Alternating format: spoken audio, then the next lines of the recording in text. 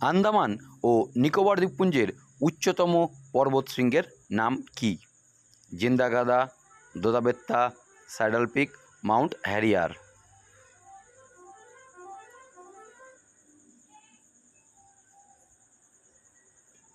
উত্তর saddle peak. Saddle peak Andaman ও নিকোবর দ্বীপপুঞ্জের সর্বোচ্চ শৃঙ্গ। What is the name of the highest peak of the Nilgiri mountains? Nilgiri পর্বতের সর্বোচ্চ শৃঙ্গের নাম কি? ভাবুলমালা, আরমাকোন্ডা, দোদাবেত্তা, আনাইমুদি।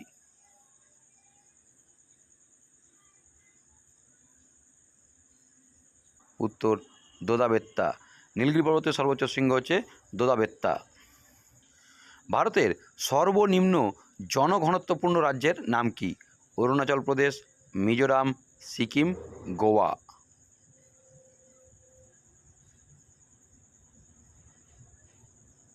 উত্তর অরুণাচল প্রদেশ। ভারতের সবথেকে কম জনঘনত্বপূর্ণ রাজ্য হচ্ছে অরুণাচল প্রদেশ। অন্যদিকে সবথেকে কম জনসংখ্যা বিশিষ্ট রাজ্য সিকিম এবং আয়তনে ছোট রাজ্য হচ্ছে গোয়া। তাহলে উত্তর অরুণাচল প্রদেশ। সার্ক অর্থাৎ south Asian association for regional cooperation এর সদর দপ্তর কোথায় অবস্থিত? মালদ্বীপ, থিম্পু, কাঠমান্ডু, কলম্বো।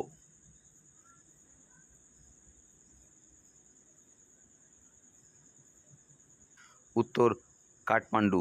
নেপালের রাজধানী কাঠমান্ডুতে এই সার্ক অর্থাৎ দক্ষিণ এশিয়া আঞ্চলিক সহযোগিতা পর্ষদের সদর দপ্তর অবস্থিত।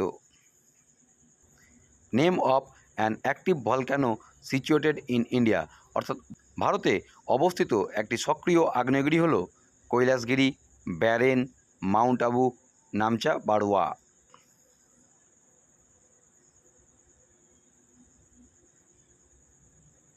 উত্তর ব্যারেন।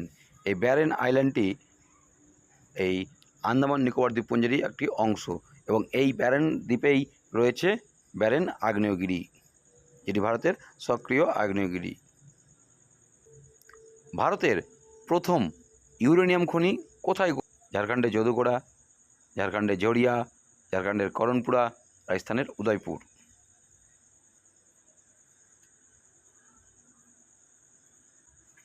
উত্তর ঝাড়খণ্ডের যদুগোড়া। ঝাড়খণ্ডের যদুগোড়াতেই ভারতের ইউরেনিয়াম খনিটি অবস্থিত। কোন পর্বতশ্রেণী ভারতকে উত্তর দক্ষিণে ভাগ করেছে? বিন্ধ্য, আরাবল্লী, সাতপুরা, মহাকাল।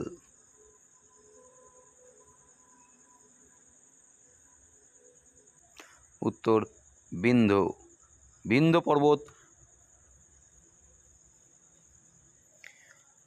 ভারতের উচ্চতম নদী বাঁধের নাম কি? ভাকরা, হীরাকুদ, নাগার্জুনা, তেহেরি।